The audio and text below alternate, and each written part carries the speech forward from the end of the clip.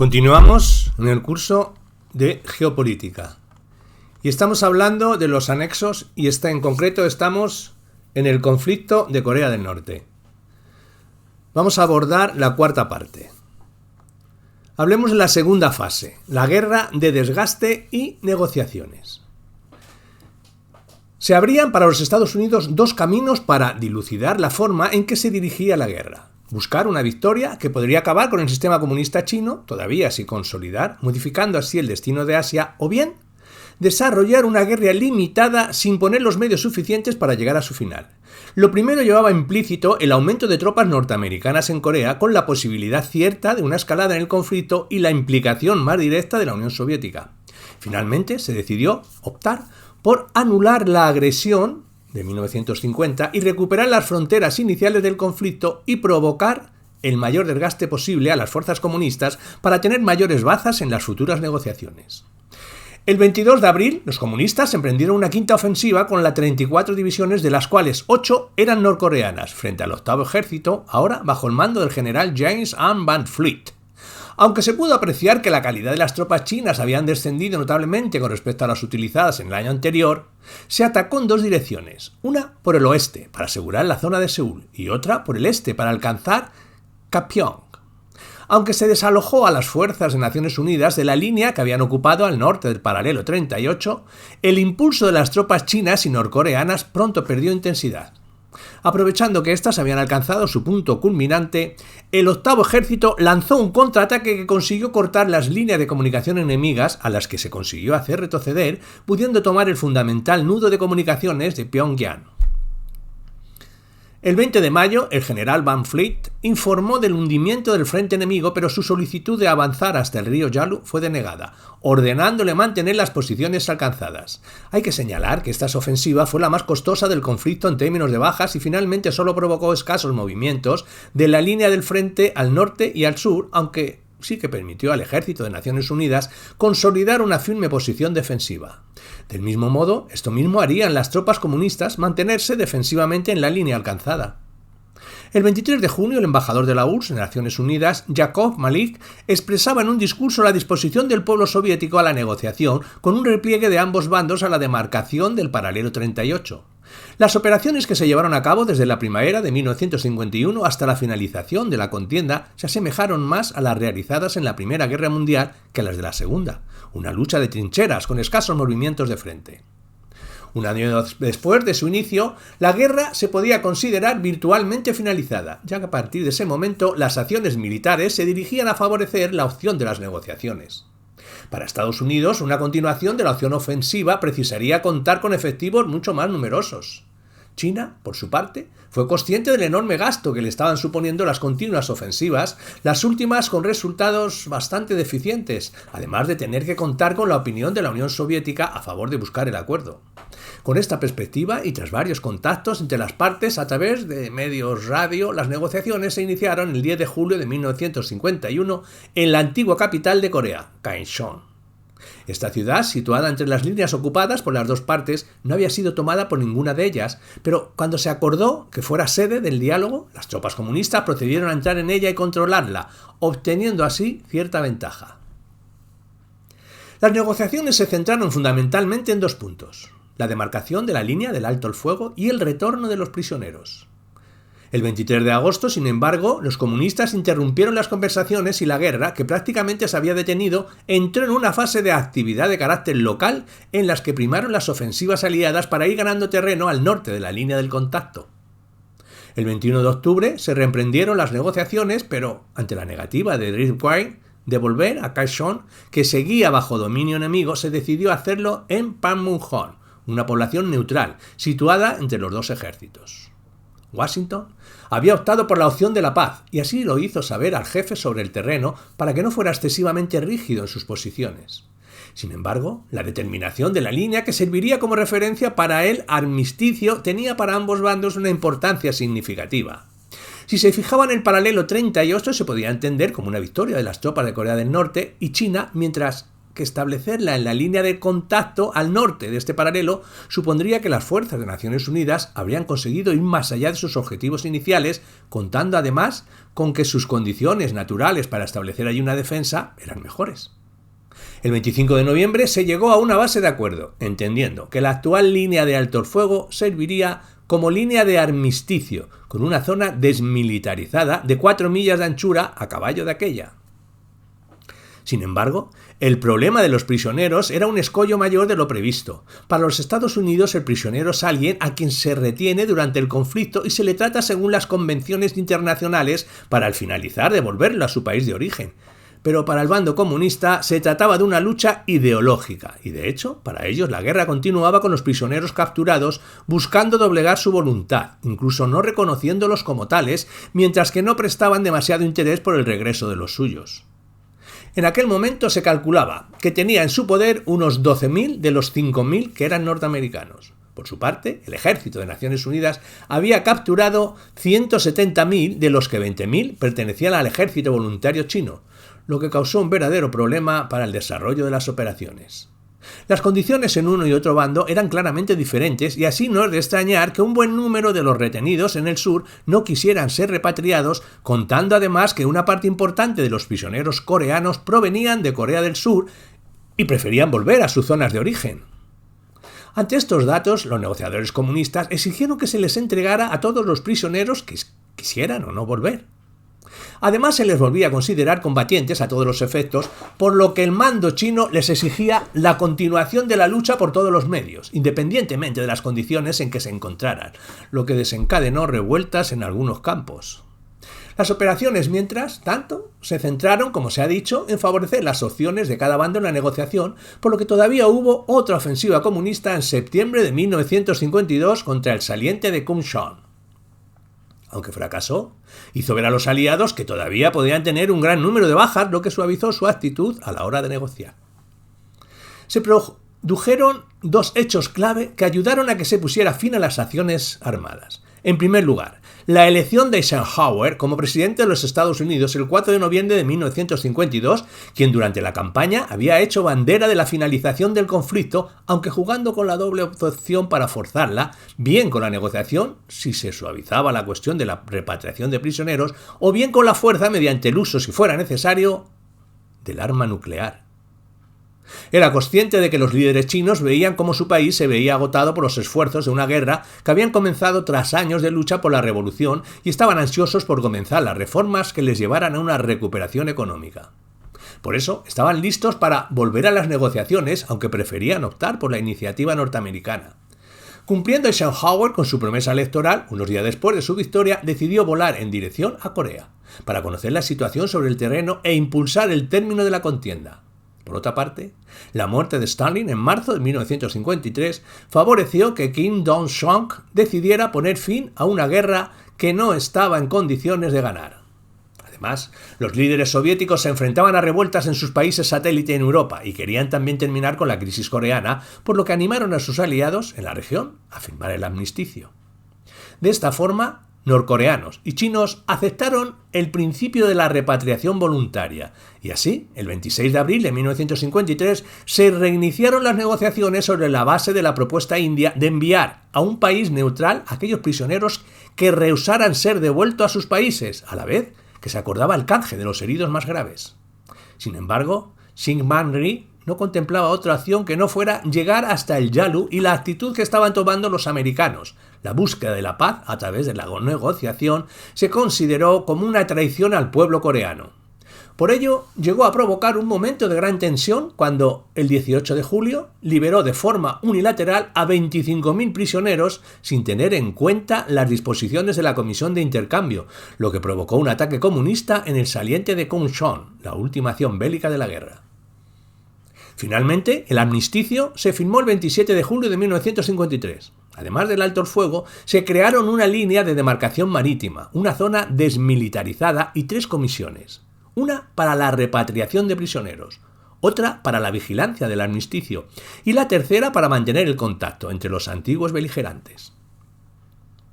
La guerra de Corea supuso para las potencias participantes un cierto fracaso, ya que ninguna consiguió la victoria y de hecho tras un año de intensos combates todos los implicados fueron conscientes de ello. De ahí que se cambiara la estrategia de victoria total por el de desgaste para mejor situarse de cara a las negociaciones. Un empate que resultaría revelador para el futuro, ya que se estableció así un precedente sobre la dificultad de las grandes potencias para imponerse en el campo de batalla a rivales en apariencia más débiles, que se repetiría 2 décadas después con la retirada estadounidense de Vietnam y 35 años más tarde con la soviética de Afganistán, a lo que podríamos añadir el Irak y el Afganistán de la primera década del siglo XXI. Aunque nadie sabe con seguridad cuántas personas murieron en esta guerra, se estima que le costó al ejército de Naciones Unidas unos 94.000 muertos, de los que casi 34.000 fueron americanos, más 105.000 heridos, además de 257.000 soldados de Corea del Sur y cerca de 244.000 civiles. Por el otro bando, se estima que Corea del Norte tuvo 520.000 muertes, mientras que China 900.000, aunque estos datos nunca se hicieron oficiales. Bueno, China nunca da datos. En definitiva, la guerra de Corea. No iba a ser una gran guerra nacional, en la que se uniera todo el pueblo estadounidense como lo había sido la Segunda Guerra Mundial, ni tampoco como la de Vietnam, una generación después, una guerra obsesionante que lo dividiera, sino un conflicto desconcertante, gris y muy distante, que se prolongaba indefinidamente sin esperanza de solución y sobre el que la mayoría de los estadounidenses, salvo los que combatían allí y sus familiares más cercanos, preferirían saber lo menos posible. Hagamos un análisis del conflicto. La situación de Corea le hace ser objeto tradicional del juego de las grandes potencias que la rodean, China, la Unión Soviética y Japón, y por ello es punto de equilibrio entre ellas y encrucijada clave para la acción geopolítica. Cuando finalizó la Segunda Guerra Mundial, tanto para China como para la Unión Soviética era un espacio que se consideraba zona de seguridad ante un hipotético ataque americano. Los Estados Unidos, debido a una errónea percepción de la verdadera potencia del ejército japonés de Manchuria, en los momentos finales de la Segunda Guerra Mundial, animaron a la Unión Soviética a declarar la guerra a Japón y así evitarse un desgaste en la ocupación de la península de Corea.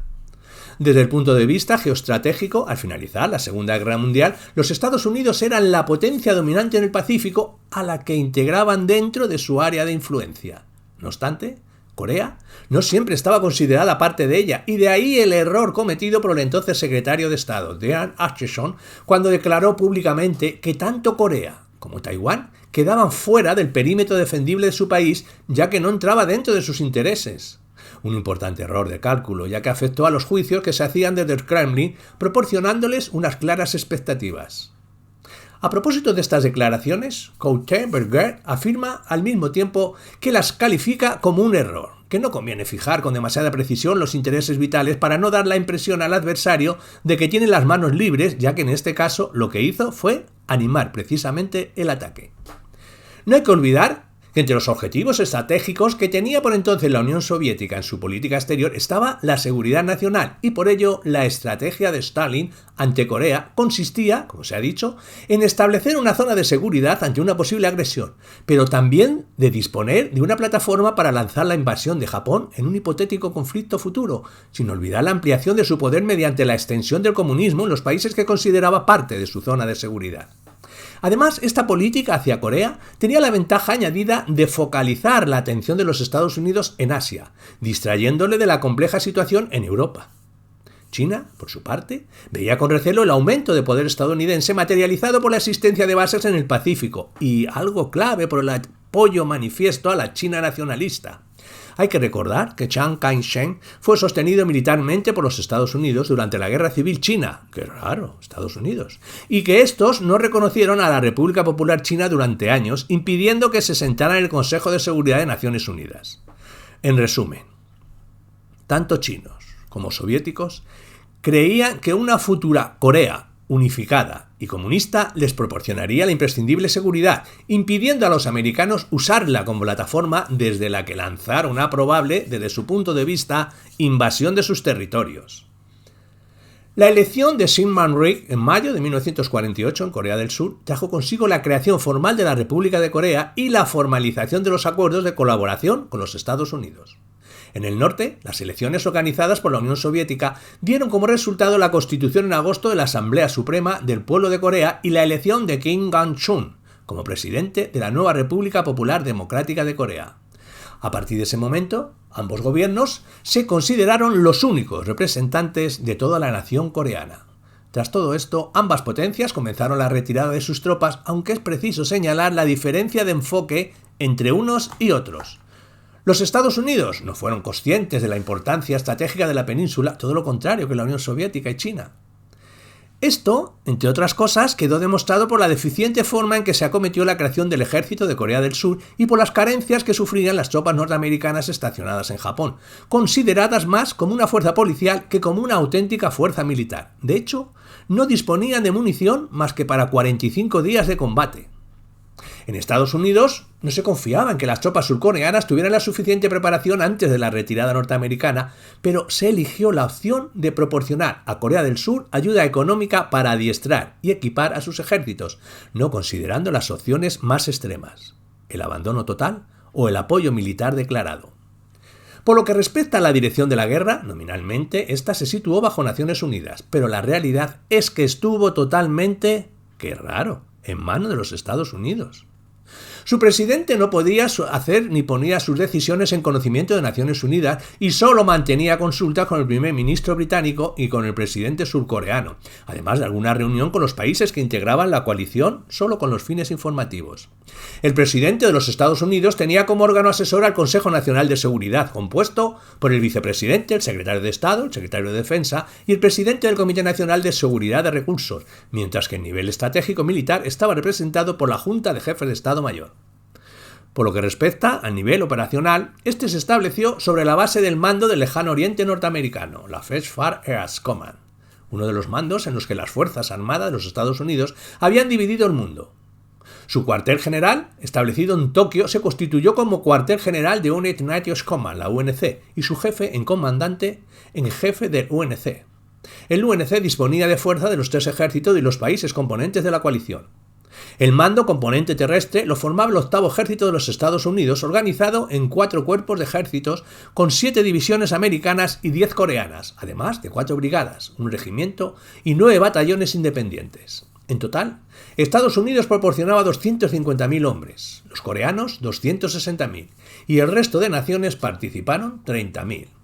El mando componente naval estaba formado a partir de la 7ª Flota, dividido en 3 Task Force, la 77 con 3 portaaviones, 2 cruceros y 18 destructores, la 95 con 2 portaaviones y otros 85 buques y la fuerza anfibia. El mando aéreo contaba con 99 B-29 del mando aéreo estratégico y la 5ª Fuerza Aérea encargada del apoyo aéreo táctico con 2 alas de bombardero ligeros, 43 alas de cazabombardero, 2 alas de interceptadores, estando estacionados tanto en Japón como en Corea del Sur.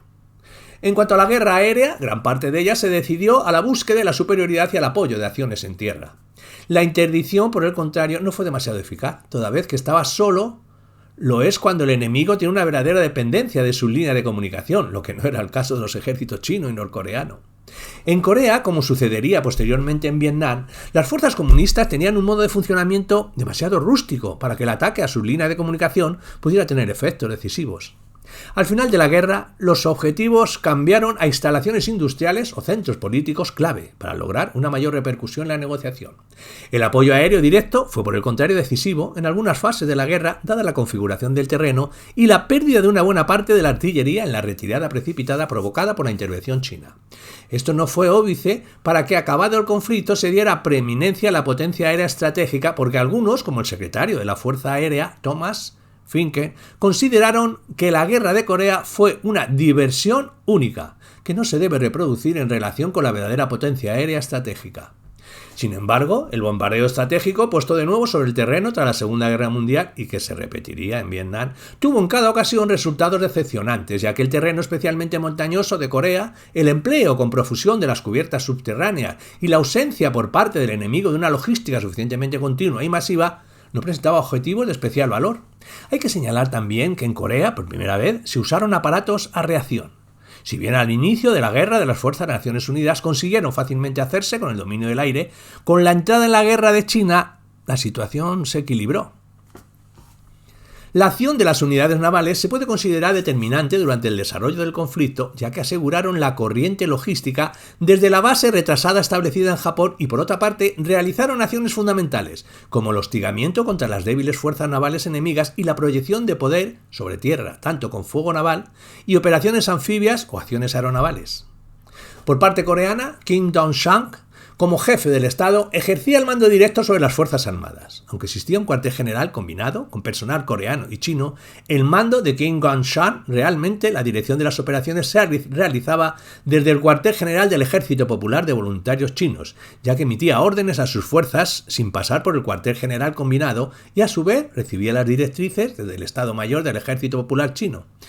Esto es, desde el presidente de la República Popular, Mao Tse-tung. En el nivel táctico no existía un mundo componente terrestre, sino que las 42 divisiones chinas recibían las órdenes por la vía expuesta y las 23 divisiones coreanas del cuartel general combinado. Las unidades navales eran prácticamente inexistentes, basadas en unidades de patrulla fluvial, y las áreas estacionadas en Manchuria contaban con alrededor de 1000 aparatos, entre cazas interceptadores, cazas de ataque al suelo y aparatos de transporte, reconocimiento y adiestramiento. Uno de los aspectos más significativos de la Guerra de Corea estuvo en los conflictos que surgieron entre los diferentes niveles, especialmente entre el político y el operacional, aunque también entre este y el estratégico militar. Era conocido el gran prestigio de que gozaba el general MacArthur, no solo dentro del ejército, sino también entre la población estadounidense, pero también la enemistad entre Marshall y MacArthur, así como la escasa consideración que éste tenía por el que fue el jefe de su nivel táctico durante una fase de la guerra, Dirk White. Como se ha expresado en una entrevista que mantuvieron en la isla de Wake, había asegurado al presidente que el cruce del paralelo 38 no llevaría aparejado la intervención china en el conflicto, lo que evidentemente fue un grave error de apreciación. Además, tras la entrada de China en la guerra y la derrota sufrida en el mes de noviembre, pidió autorización para emprender acciones militares directas contra ella, incluso el uso de arma nuclear. Es decir, buscaba una escalada en el conflicto, lo que Truman no estaba dispuesto a consentir, ya que hubiera supuesto la intervención de la Unión Soviética, por lo que decidió adoptar la opción de guerra limitada, olvidándose de la destrucción de las fuerzas enemigas y buscando la mejor situación para obligar a las fuerzas comunistas a sentarse en la mesa de negociaciones. De hecho, la Junta de Jefes de Estado Mayor emitió el 29 de diciembre de 1950 una directiva en la que se expresaba que el objetivo ya no era la victoria decisiva, ordenando mantener las posiciones sin poner en riesgo la seguridad de las tropas. Para Kurt Berger, esto no supone ninguna sorpresa, ya que a pesar del profesionalismo del militar americano, este profesionalismo no se acompaña de un apolitismo. Las Fuerzas Armadas no se mezclan con la vida política, lo que no les impide intervenir muy activamente en la defensa de sus intereses, sino que los jefes militares tienen tendencia a reivindicar una autonomía casi ilimitada en la conducción de las operaciones. Por su parte, Friedman cree que una de las causas de que Naciones Unidas tuviera un éxito tan escaso en esta guerra se debe a las restricciones políticas con las que tuvieron que llevar a cabo las acciones militares. No hay que dejar de considerar, por otra parte, como señala Insherman, que si Truman hubiera tenido la prudencia y el coraje político suficiente para detener el avance en el paralelo 38, prestando más atención a los avisos de China e ignorando las temerarias promesas de MacArthur sobre una gloriosa victoria, la guerra podría haber terminado en septiembre de 1950, salvando así cientos de miles de vidas, además probablemente de haber evitado la derrota demócrata de 1952. Pero como se ha dicho, también hubo conflicto entre los niveles operacional y táctico, ya que el general Ridgway, el jefe del octavo ejército, entendió claramente la directriz política y aplicó la doctrina de desgaste por la que se trataba, no de obtener ventajas en el terreno, sino de causar el mayor daño posible con el mínimo de bajas propias. Esta forma de actuar no fue aceptada por MacArthur, quien públicamente, tanto mediante comunicados de prensa como a través de una carta leída en el Senado, defendía que la escalada supondría el colapso del ejército chino, es decir, contravenía claramente las directrices recibidas del mando político. La idea de MacArthur de que solo había una frontera en Corea, la del río Yalu, y la autorización a los jefes tácticos para cruzar para el 38 en contra del criterio de los niveles político y estratégico, acabarían por forzar su destitución en abril del 51 y aunque regresó a los Estados Unidos como héroe, y el bando republicano del Senado apoyó su visión de la estrategia a seguir en Corea, la intervención del presidente de la Junta de Jefes de Estado Mayor, del general Omar Bradley, fue decisiva haciendo ver que MacArthur había desobedecido una orden directa del presidente y que su estrategia llevaría a los Estados Unidos a una guerra de enormes dimensiones, cuando el verdadero objetivo del momento, el verdadero problema en esos años, no era otro que recuperar Europa occidental.